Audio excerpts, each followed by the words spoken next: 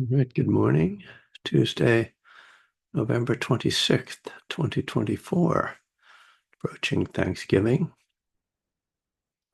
Uh, well, we're always approaching something, I suppose, approaching and moving away from something. And at the same time, we are only ever here.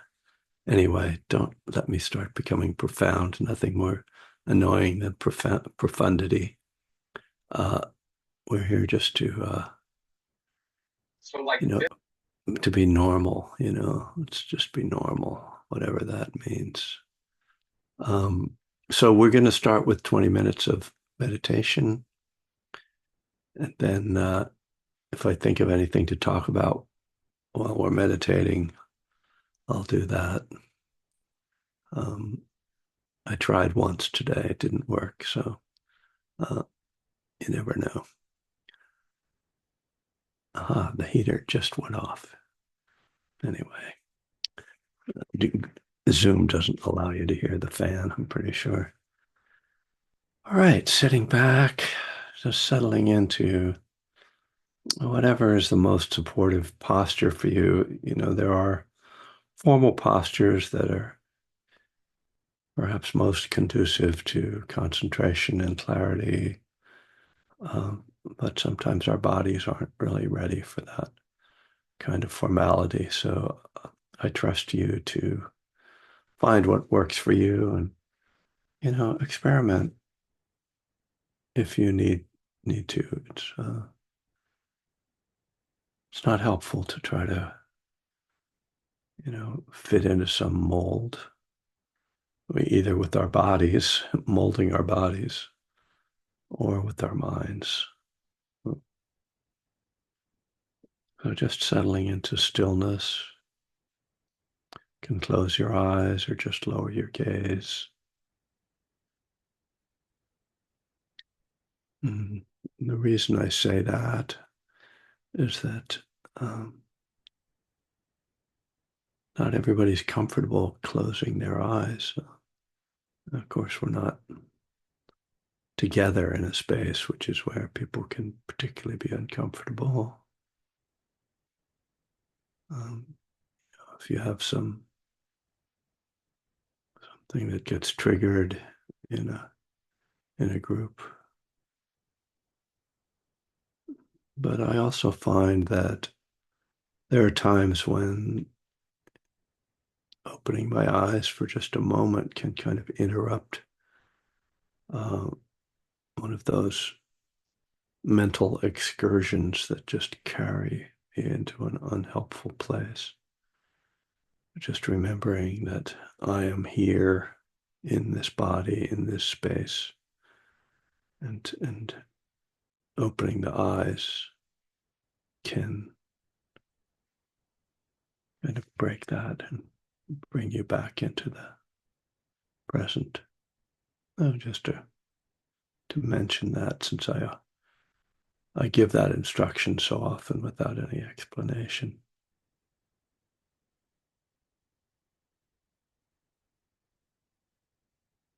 And taking time just to feel the body, feel yourself sitting in stillness.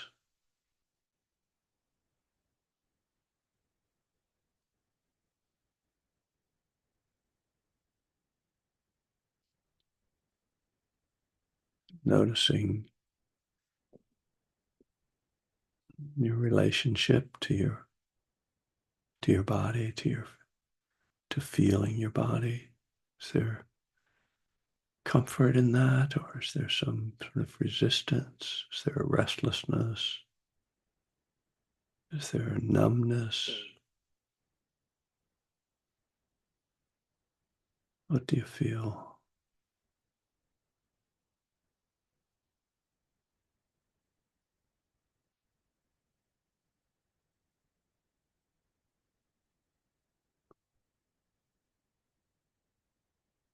And feeling the breath moving in the body.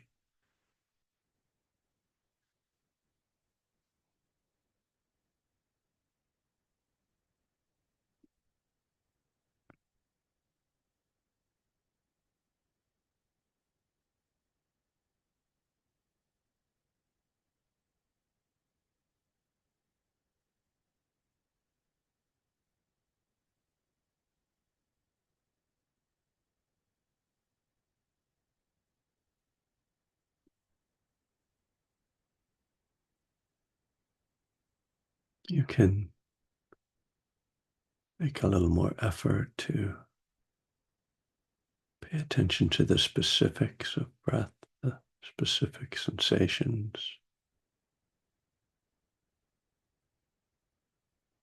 You can pay attention to the feeling of air, the nostrils passing in and out of the body, or the feeling of movement, diaphragm and the belly.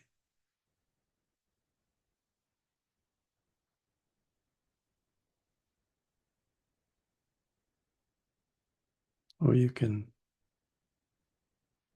see if you can be aware of the whole breathing experience,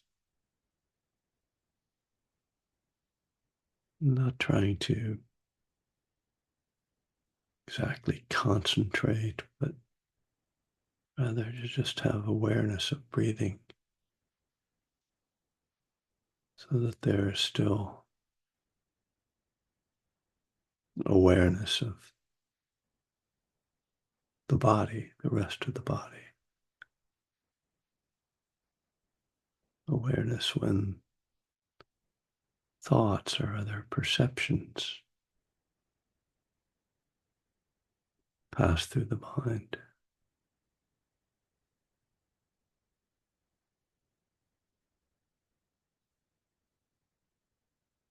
Awareness of emotions that arise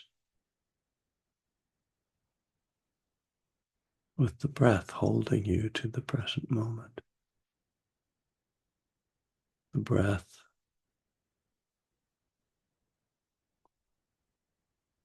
is, of course, a reflection of impermanence. It is a manifestation of impermanence. And yet it has a consistency that can be grounding, more steady than the of chaos of mind, the streams of feeling don't have the same kind of form or rhythm that we can kind of lean on with our awareness.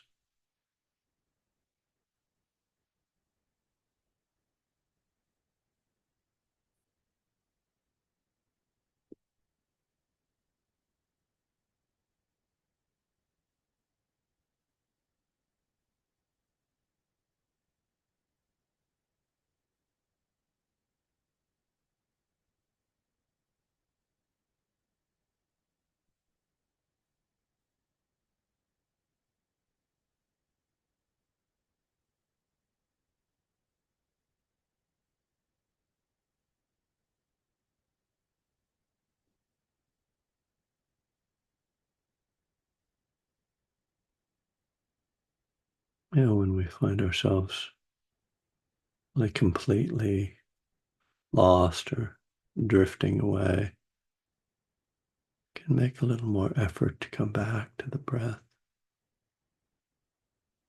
Times judiciously used noting can help us to kind of break through when things get a little busy. Sometimes just noting in and out with the breath, or noting thinking.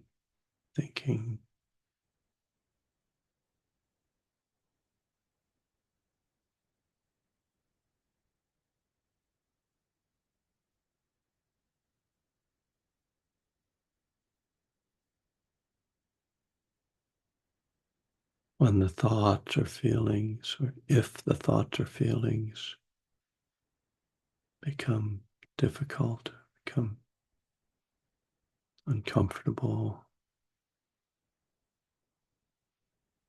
we can bring in an attitude of kindness. This too could include some words, if that helps. may I be happy, or simply I'm okay right now. But the words aren't the key. The key is an attitude of gentleness, of kindness, of caring toward your own emotional challenge. Your feelings are there, breathing and having a sense of caring for this, learning to awaken this kind of loving overseer, caretaker in our heart.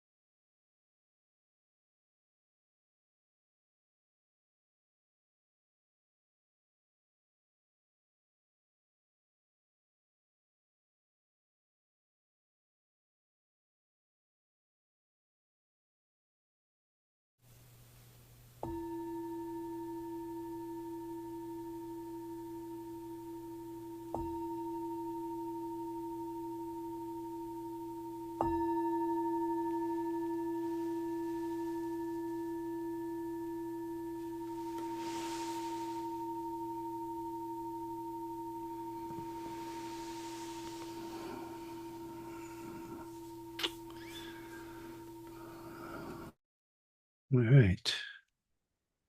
Um, well, as it turns out, something did come up for me that I was actually realized I'd been thinking about.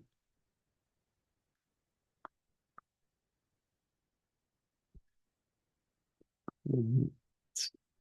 Um, and that is the question that applies to both recovery and to meditation practice of following a system versus trying to do sort of like moment by moment intuitive response to, you know, what's a will work in this moment. And and so just to talk about those two things, and I don't not gonna I try not to take sides, although I'm a bit biased toward the non-system approach. But just to say, for example, when I got sober, and I suspect this is true of many people, particularly if you started in AA or started in a 12-step program. First of all, I had no clue what I was supposed to do other than not drink. And so, I wanted to know how to do it, right? And so right away, you're kind of like, what's the system? And of course, the steps suggest that there is a system. When you see there's these 12 steps, this is the system you're supposed to work with, right? And then when you hang out in 12-step meetings, you discover that there are other um, kind of the part of the oral tradition of recovery where people, 90 meetings in 90 days and get a sponsor and, um, be of service and the different things that people suggest that may or may not be directly in the steps or even in the literature. And there's no doubt that when you are a newcomer, that it's really a good idea to have to work within the system, right? Because why are we there? Because we were trying to run the show ourselves. We were trying to control our drinking and using our behavior and thought we were fine and we weren't, and things fell apart. And so it's wonderful. I know I'm grateful. I know most of you, all of you, I don't know, are grateful for what was there when you showed up, and what was there to carry you and to hold you. And probably very few of us would have managed to figure out a way of getting and staying sober and going through the kind of transformative work that 12-step and other recovery programs uh, lay out for us. Things like inventory and amends and things that can be very uncomfortable, right? But feeling that, okay, I need to do this, and so I'm going to do it, and then having the support of a community, all of that is just invaluable, right? And I'll say that when we come to meditation, I think it's very much the same thing in the sense that, like, what's meditation, right? Like, I heard this word, it sounds cool, I want to do it, I think it'll help me. But when it comes down to, well, what do I do? There's very much sort of like, I don't know, it looks like people sit in a funny way. And I don't know, maybe they repeat a mantra or they're saying something about breathing. I don't know. And so having guidance and a system uh, really helps, and particularly because the mind, I used the word chaos during the guided meditation this morning. It's one word for it, because the mind is so, um, without structure, I'm sure there's a better word for it than that, but, formless and constantly generating stuff. Um, to sit down with that formless stuff that just seems to be pumped out and try to deal with it without some kind of system, can be overwhelming. And I know the first time I tried to meditate, it lasted like a minute, and I was like, oh, I don't know what I'm doing, forget it. And it was, and so then I sought out, a TM because that was like, it's a system, you do this and then this happens. And then once I got into Buddhism, I was very much drawn to the Vipassana systems of noting and doing loving kindness as repeating phrases, and so that there was a structure, trying to bring structure to this formless thing, trying to bring form to the formless mind, and put boundaries around it or control it, or uh, and with the hope that if I apply enough effort and discipline, that my mind will start to settle down, that the chaos will recede, and something uh, resembling peace will arise. And so absolutely in these two systems, form as the Mahayana, as the Zen folks with the Heart Sutra uh, refer to it, form and formlessness are is incredibly valuable. And I don't know how many of us could get here without it as a starting point.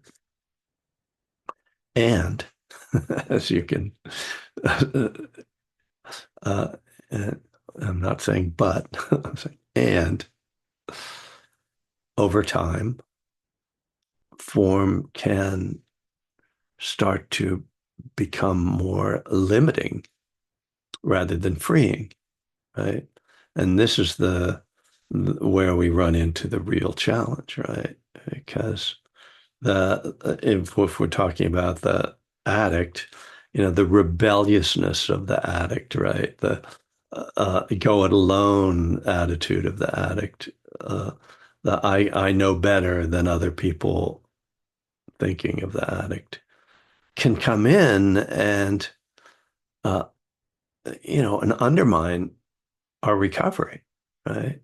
Thinking, well, I don't want to do it this way. And anybody who's been around 12-step rooms or other recovery spaces has seen people try to jump into this kind of, or even not even be willing to work within the system. And it's some people can do it, right? So I'm not saying that that's not possible. That it's not, that's, I think it's a mistake to claim that there is only one way. Uh, However, it's a high risk way, to like, I'm going to do it my own way. And even at an early stage of recovery, to decide, oh, I don't really need these meetings anymore. I don't need these steps, or I don't need a sponsor, or whatever, it, is increases risk. But as I say, there comes a time when when we realize, you know, I'm actually established in this, something deep, you know, the roots have really been planted in my recovery. And this person, for instance, the sponsor conundrum, right? This person is sort of trying to run my life, and they're actually just another human being, and it's not really working for me. Or, I've been going to a meeting every day for the last 5, 6, 8, whatever, 10 years. And I want to take a class, so I won't be able to get to my men's meeting. I don't think I'm going to relapse right now, you know,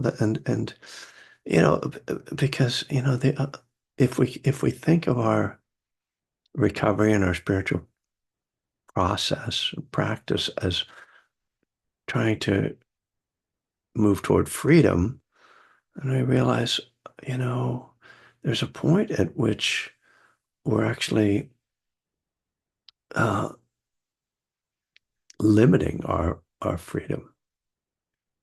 We're losing freedom. We're not allowing ourselves to experience the whole of life. Or, a typical thing, and I've heard this from people like sponsors saying, "Oh, you shouldn't do this." Like, you know, I'm gonna go to a meditation group on Sundays instead of going to my group, my AA group. Sponsors like, "Oh, I don't know, that's not gonna blah blah." And I was like, "Okay, but you know." So again, this is really a very personal decision, and we have to be really careful with this, particularly around recovery, because of the stakes in recovery and the dangers of relapse, to really be confident that we are ready to branch out, with so there's that. Okay, and I'm trying to keep this as sort of open as possible, not because I know that for some people, going to a meeting every day for the rest of their life is really what makes them happy, and it's beautiful. I mean, it's really lovely. There's nothing wrong with that. I'm not talking against that. It's really about, to me, coming to trust ourselves and coming to understand ourselves, um, and our own needs, and what is most useful for us. And that can take some experimentation, and we might make some mistakes along the way. Shocker, right? The so now let me turn to the meditation side of this question, which I find actually more interesting than the recovery side. As I said, when I learned meditation, it was very much with structure and within a system. And I was trying to fit my mind into that system. And I found that comforting because um, I always knew what to do. That if my mind is wandering, I'm just going to note that, and then I'm going to come back to my breath. I'm going to try to feel my breath until I notice my mind has wandered. But as with what I've described with recovery, I found, and actually quite a bit more quickly, I found that this started to feel uh, oppressive. It started to feel like, well, there were a couple things about it. One was there was a very like black and white quality to it, like, oh, my mind is wandering, that's wrong, that's bad. Oh, I'm on my breath, that's good, And so there was this duality built into it, which was uncomfortable because along with that duality was a judgment, good, bad, right, wrong. I'm failing. And then it also felt, it came to feel, particularly on, my first long retreat, it came to feel artificial. Like, and the way I describe this is meditating from the neck up. It just started to feel like it was just a mental exercise, and that it wasn't embodied. It wasn't, uh,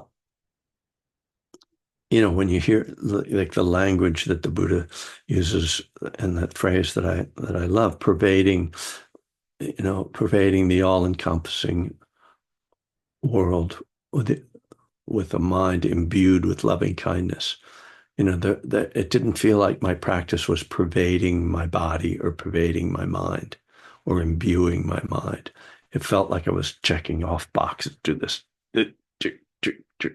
and then it also felt like this, as I say, oppressive, like I'm trying to hold it down. I'm trying to control it, because in that duality of like thinking is bad, then there was always a push against thinking. And whew, even talking about it is like feels like oppressive to me. And so because I broke out of this on a longer retreat, and on a longer retreat, when one can get into a more organically settled place that doesn't require constant monitoring and a system, because things just get quiet, or quieter. And and even when things get busy, it's easier to just come back to the quiet because there's this baseline created. So in that retreat, I was able to like, oh, there's this other way of being with this practice that feels more organic, that feels more fluid, that feels more holistic, feels like I'm in my body and I'm aware there's a certain awareness of my mind. It doesn't mean my mind isn't drifting or I'm not losing my focus at times, but I'm not, it's not experienced as a problem in the same way. It's more like a flow where I'm like more present or less present, and more settled or less settled. And um, so there's a risk in this, which is that one just gets lazy and just starts to, you get good at just sitting there, but you're really not meditating per se, and this is the risk of the getting too comfortable in in your meditation, or you're really not monitoring. Term I picked up from Analio, which I like. So the idea then is that there still is monitoring going on. That is to say, I'm sitting, I'm feeling my breath, I'm aware of my body, I'm aware of feelings, and I'm kind of keeping an eye out for, am I lost in daydreams? Am I falling asleep? Am I getting restless? Am I striving? Am I drifting?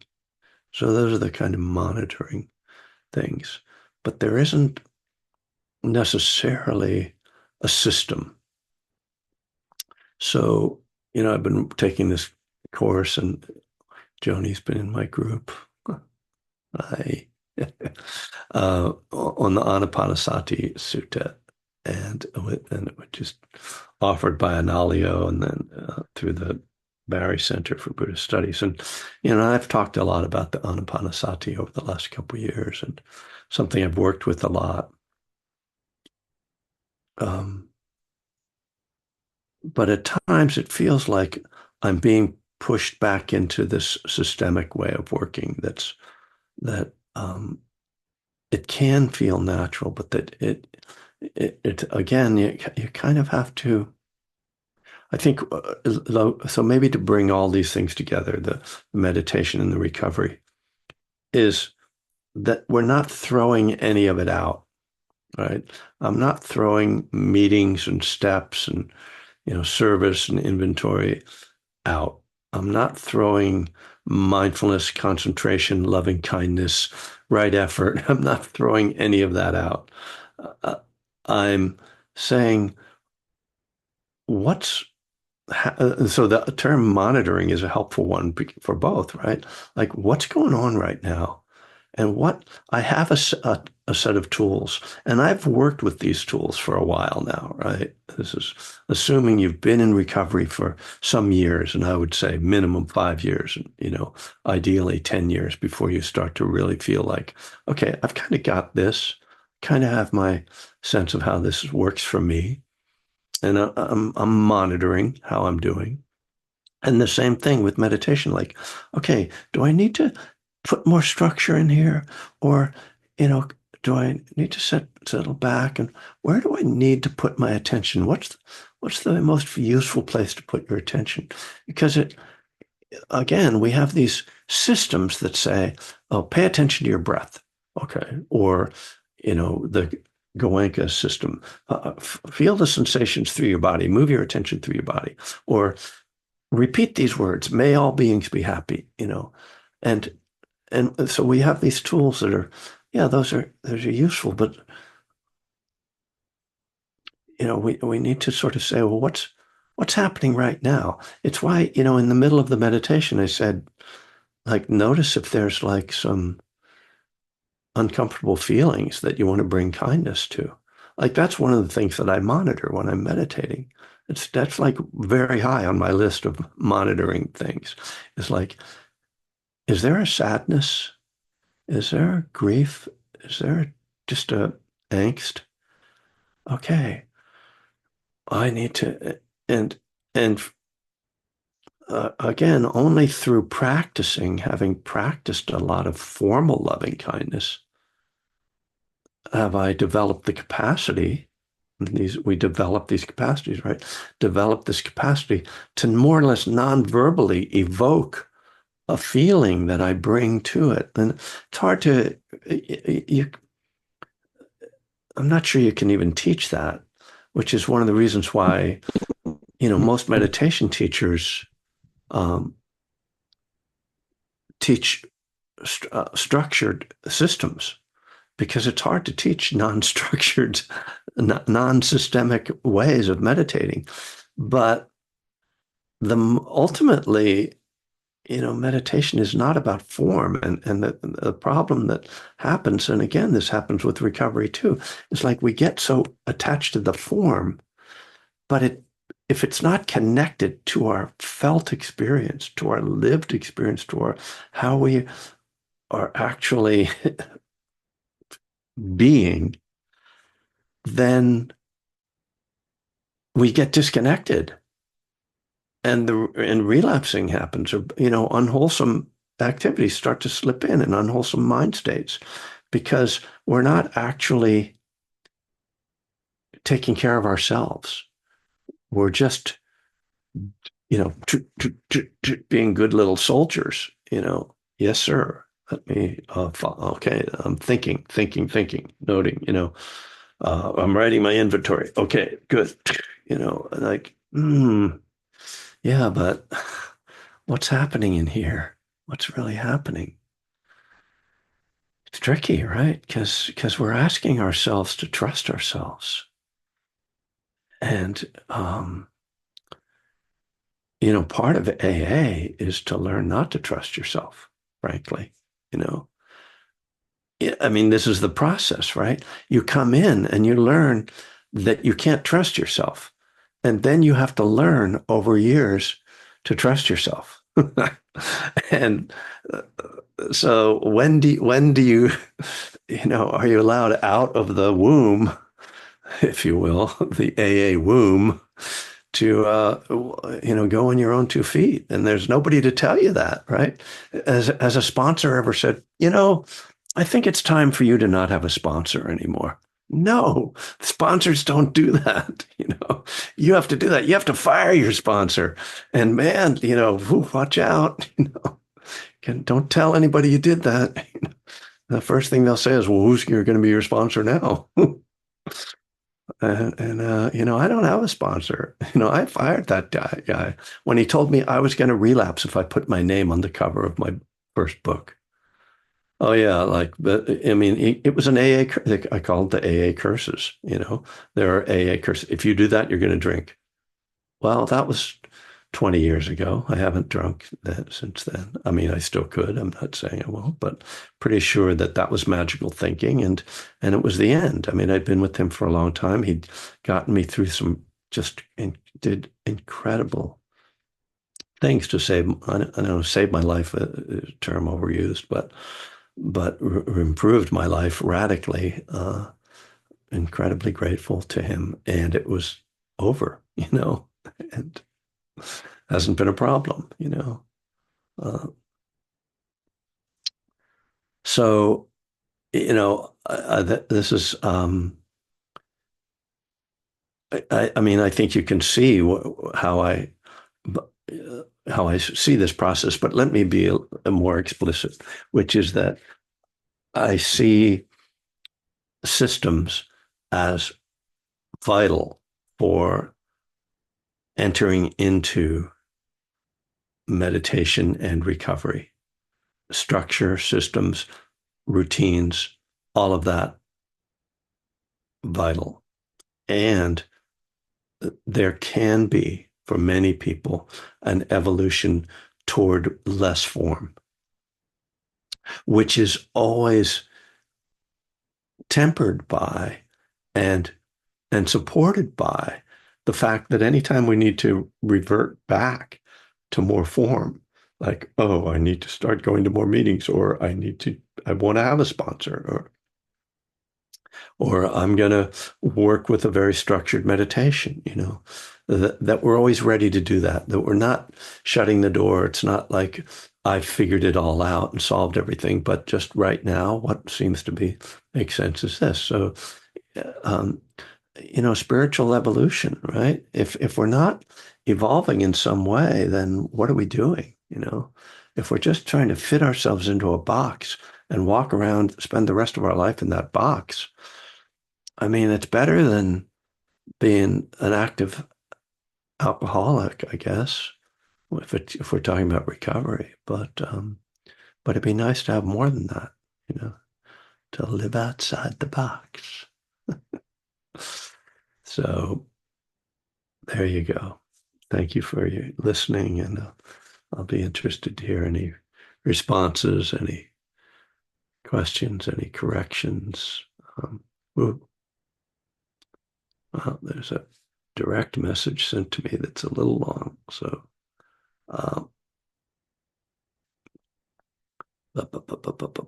yes. So it's just someone saying, that they've kind of moved more towards recovery dharma and Buddhist practice and yoga, but there's still the fear that since I am not active in a program, I'm at risk. You know, and I'm not sure that's an unwholesome. I mean, I don't want to live in fear, but let's just call it monitoring. Let's just keep monitoring whether we're whether that's fear based or not. I don't think it's a bad idea to like just have a little suspicion about it. I trust myself and verify. What is that? Trust and verify. I don't remember where that comes from, but it's sort of, I have to keep an eye out. I mean, I'm married, and my partner, my wife, is a really good uh, monitor for me.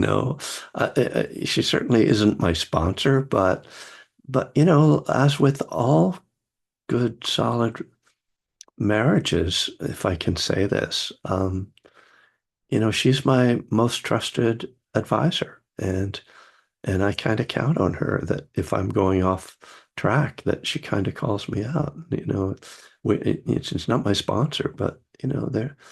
So yeah, I don't. That's kind of what I depend on. Anyway, not to go too. All right. Wow, some hands up. Interesting. Okay, yeah. Let's go ahead, Deborah. What's up?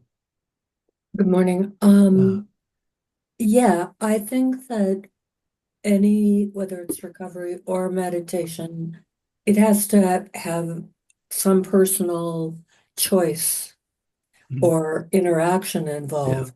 Um, I had a hard time with AA, even recognizing the structure because my first couple of sponsors really wanted to thrust me within the Judo Christianity. Let's pray before we yeah, and I couldn't do that. Yeah. And then I found refuge recovery, and that was fun, and did some counseling, and that really worked for me. And then my counselor suggested that I didn't necessarily she'd be happy to take my money, but and so I quote unquote fired her. But we left that really well.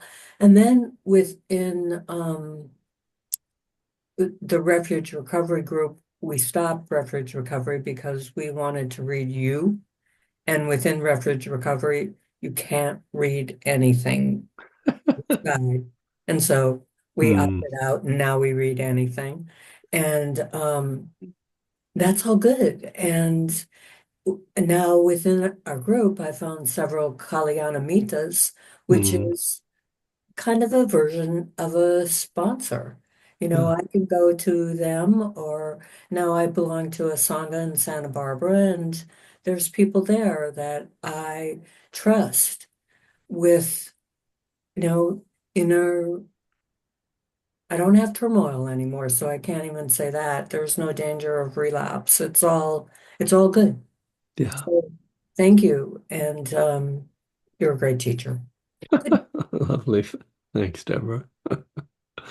Um, Monica. uh, without regurgitating everything, but I'm kind of agreeing with everyone. I've also had the experience. It's interesting to have enough time where you can't find somebody that of my, that I could have as a sponsor and has more time. And mhm, so a friend and I decided to be closed mouth friends to each other. Also, and it was very odd to go without a sponsor for a while because my last sponsor, God rest her soul, she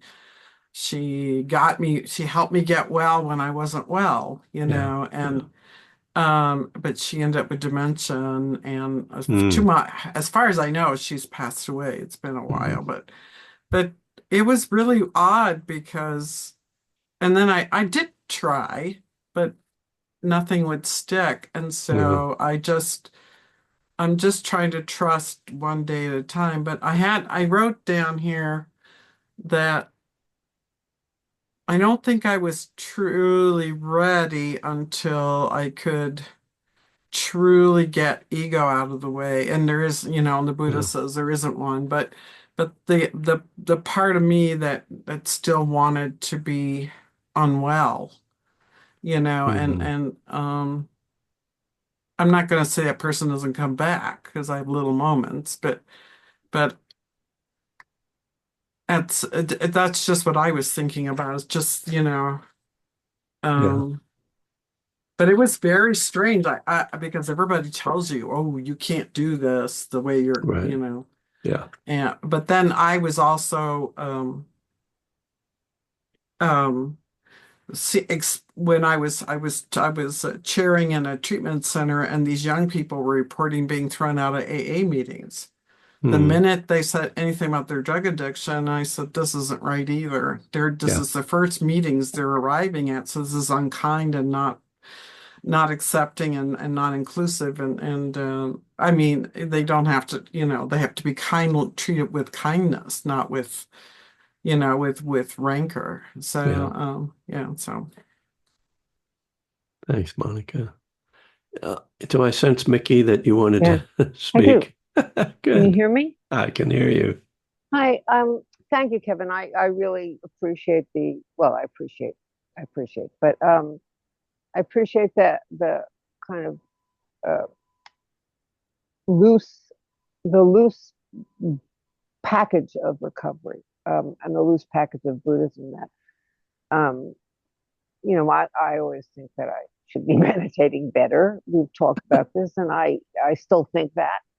And I actually, I'm very superstitious. So I go to meetings like Hmm. I have regular meetings and I go and I haven't had a drink or a drug for, not, can't say I haven't enjoyed the drugs I've had to take, but I have not taken them for enjoyment for 40 years.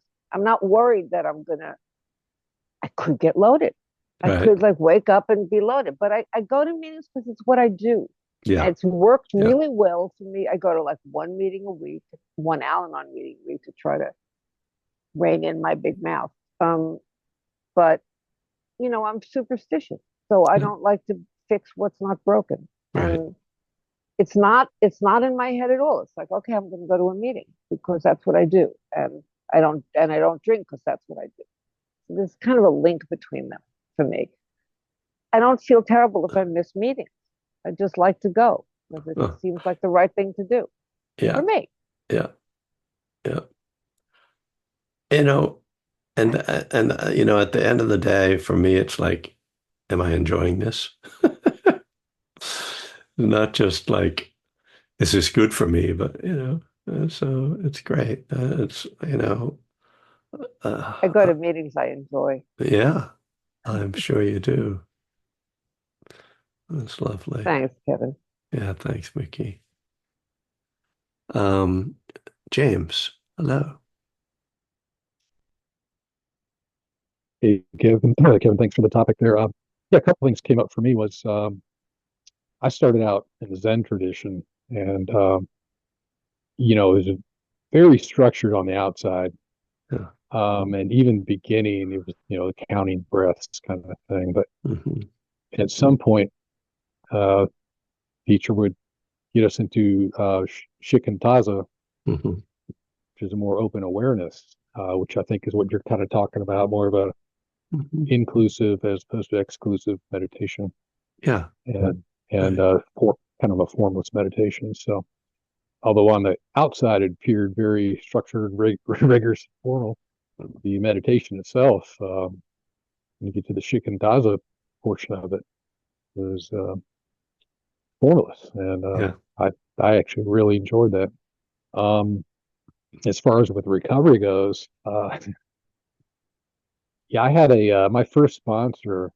Uh, he was actually very intelligent. He was in Mensa, and I think they actually encouraged him not to come anymore because of his alcoholism.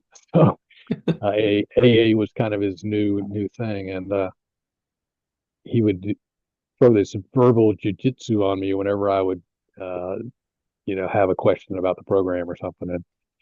And we eventually parted ways because I think his service work was just phenomenal. I mean, yeah, I think he slept like 4 or 5 hours a day, and he's always doing service. And he was kind of putting that on me, and it just seemed, I think he kind of took it to an extreme to some extent. So kind of parted the ways. But the thing is, after this last election, I mean, I'm down here in Georgia, and you know, feel kind of outnumbered. Even in the rooms, got a lot of Trumpers in there. And anyway, Hmm. so I contact back with him, and um,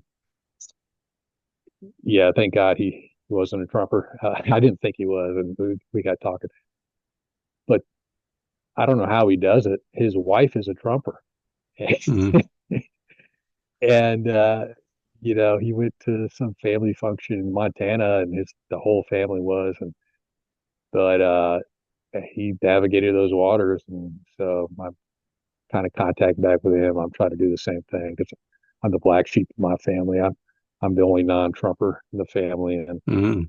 yeah, so it's kind of isolating down here. So, Hmm. but anyways, so I was kind of going off on that, but yeah, I kind of got away from the structure of AA, but I'm diving back into it.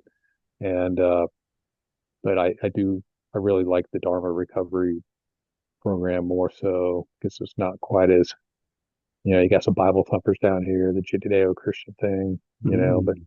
you got some that are like my sponsors more open kind of things. So, anyways, all right. Sorry for rambling. Thanks for letting me Yeah. share. Thanks, James. I wish you well down there. I spent some time in the South this summer, and there's a lot of good folks. Um, but maybe you got to seek them out a little more. You don't just trip over them like you do in Berkeley. So, uh, uh, Paolo, I know I saw you the other night over at the sitting group, and I was like, I know that guy. Now I remember who you are. My connection cut out, and then Oh, it started to cut out again. I wasn't sure if you were saying hello to like as soon as you started, and I remember you from Berkeley. That came through. So yeah. and thankfully it came back enough for this. I really appreciate that, and I'll be able to make Spirit Rock meeting every month, and I'm tuning in from work now, and I've got my Bluetooth speaker here, so I can't quite as focused as I would be if I was home, but it's working. And I thought today's topic was a really good one. And I found that form and improvisation. Well, not surprisingly, I think Paolo dropped off. Well, maybe that's an indication that I will mention something just in the realm of Oh, oh what oh there you are. We can't hear you though. Your audio is kind of cut out, Paolo. It's not really working. I'm sorry. I'll, Um, so um, in my occasional forays to establish a so-called social media presence, I recently signed up for Blue Sky, the supposed like alternative to Twitter. And I've been doing like little daily reflections in there that I'm taking from my book and reworking them into short little things. So if anybody's interested in, you know, having a little hit from Kevin each day, if people start following me, I'll keep going. But I'm not very persistent with these things. Every time I start to do them, I last about a week. So I'm about 4 days into it, but and it doesn't seem like Buddhists are really interested in Twitter like encounters. But if anybody is, get Blue Sky. I've got myself just as daily reflections is my. I don't know. It's not even my. I don't know if it's my handle. I don't know what it is, but it's what it shows up. So I hope all will be safe, sober, and serene for Thanksgiving. And I'll be back next Tuesday, and then it'll be December. And I do have some other things happening in December. So Spirit Rock on the 29th in person. And then, of course, the Berkeley Buddhist Monastery the second Tuesday. So I hope to see people in person. Otherwise, I will see you on here on Tuesday mornings. Many Happy blessings. Thanksgiving, everyone. Yeah. Thank you, Kevin. All Thank right. you, Kevin. I'll be doing 5 days at Sea Ranch after next Tuesday. Oh, good for you. You know, Walter's going to go up there. Really? Yeah, you might look for him on the bluffs. Yeah, I'll be doing silent retreat 5 days by myself. So Very good. Very good. Enjoy. I will. I'll see Love you it up next there. Tuesday. Okay. Bye bye. All right. Take care, everybody. Thanks, Kevin. Thanks, Yeah. Kevin, as Thanks. always.